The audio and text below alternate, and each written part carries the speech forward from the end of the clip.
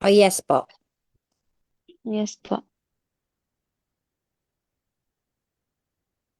Magandang araw or magandang gabi po sa lahat ng mga attendees po natin mula po sa iba't ibang mga bansa.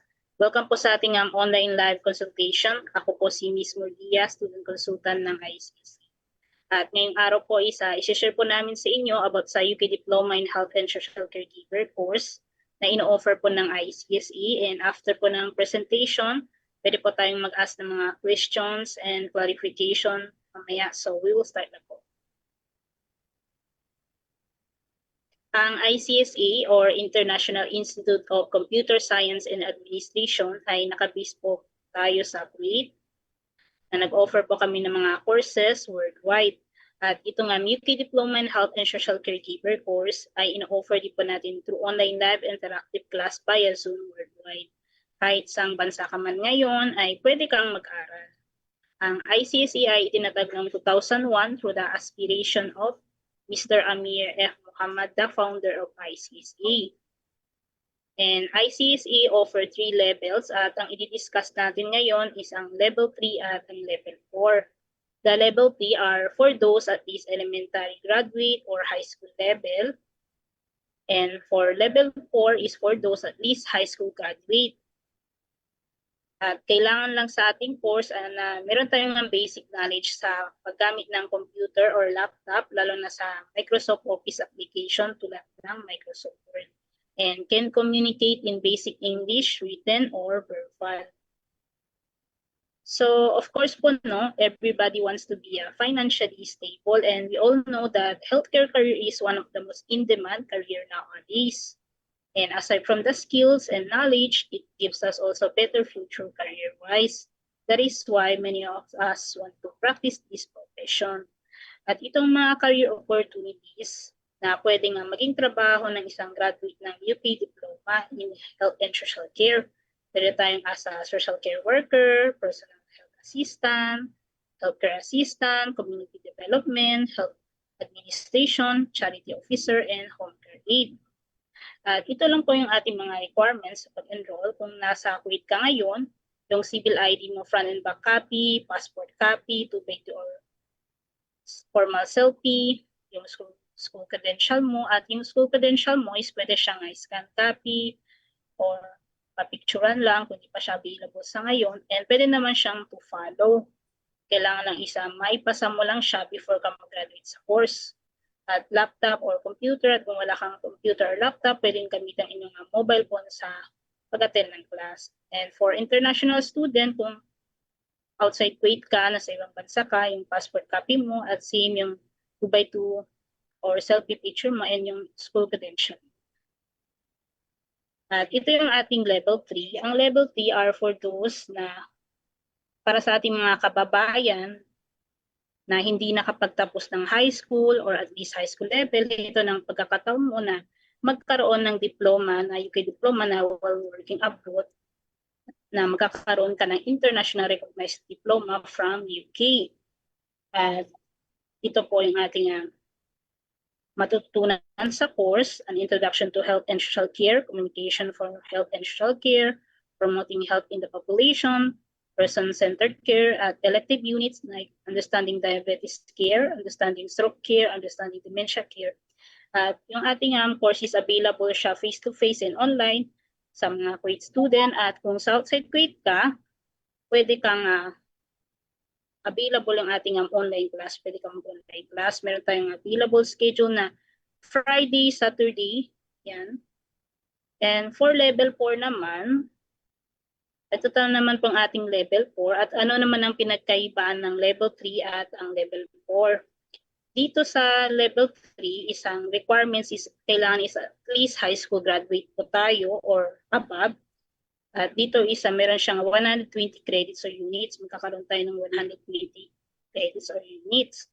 At itong ating matutunan, academic study skills, communicating in health and social care, an introduction to healthcare policy, reflective practice, managing people in the health and social care, sociology concept in health and social care.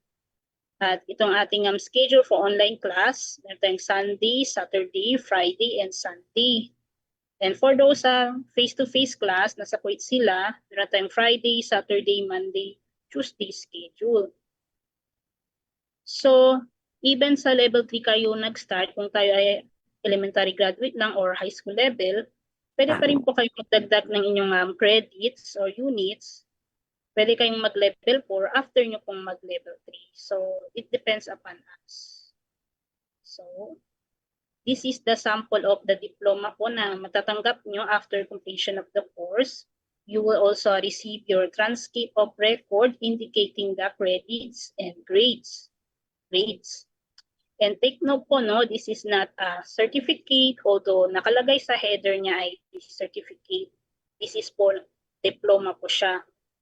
Compared to other schools po na they are providing certificate lang, ang atin po is diploma po siya and no expiration at recognized po siya internationally. At ang awarding body po natin is Qualifi. It is Qualifi. So ICSE po is tied up to this awarding body for the specific course which is the health and social care. And itong ating UK diploma is under British curriculum po siya, magagaling pa po sa UK, London. Ang diploma na matatanggap nyo, internationally recognized, and pwede siyang ipa-evaluate sa WES or sa ECA. Kahit sa bansa, pwede nyo siyang magamit. And aside from Kuwait po, no, we have some international students also who graduated. When we say po na international, ito yung mga residing from other countries like Taiwan, Qatar, Hong Kong, Lebanon, Saudi, Philippines, and the others po. And ito po isa sa ating student from Hong Kong. And meron din po nag-enroll, galing naman po ito siya from Lebanon. Since we offer the course worldwide, the good thing is meron tayong online classes to those who wanted to have diploma, to have credential para magamit, so ICSE can provide that. At ito naman pong ating enrollment procedure, madali lang po magpa-enroll. Bibigyan po kayo ng link ng inyong student consultant kung saan po kayo mag-fill up ng inyong enrollment registration. Then ihanda nyo lang po yung inyong mga requirements sa inyo lang sa WhatsApp kung sino ang nag-assist sa inyo. And for the payment, kung nasa Kuwait, pwede kang bumisita sa aming office or magbayad through online. Meron tayong mode of payment through payment link or WAMP. At kung sa labas ng Kuwait ka, pang bansa, pwede kang magbayad through GCash, BPI, BDO, or Metrobank. At ang learning process po natin, yung class schedule is nakadepende yan kung anong level tayo qualified at anong araw kukunin po natin. At meron tayong mentoring class. Ang mentoring class naman can be arranged for availability of instructor. At yung learning tools natin, kailangan meron tayong laptop or mobile phone. And pag yung ating class is sa Zoom po siya, mag-download lang po tayo ng Zoom app, pumatin tayo through online. And meron tayong WhatsApp group. Once na maging officially enrolled po kayo, makaka-join po kayo sa ating WhatsApp group kung saan doon magpo-post ng any announcement ng inyong instructor. Yan. And for once na maging officially enrolled po kayo, magkakaroon din po kayo ng online portal access kung saan doon yun po ma-access sa inyong mga modules. At pwede nyo siyang ma-access 24/7 during your free time. At for those naman mag-attend ng online, recorded po yung ating every class. So pwede nyo siyang balikan kung sakaling may mga na-miss kayo na lecture, pwede nyo siyang balikan na panoorin. So yun lang po, no. Thank you for listening. Para sa mga katanungan and clarification, pwede na po tayong mag-unmute at magsalita po o di kaya mag-chat po tayo sa chat box.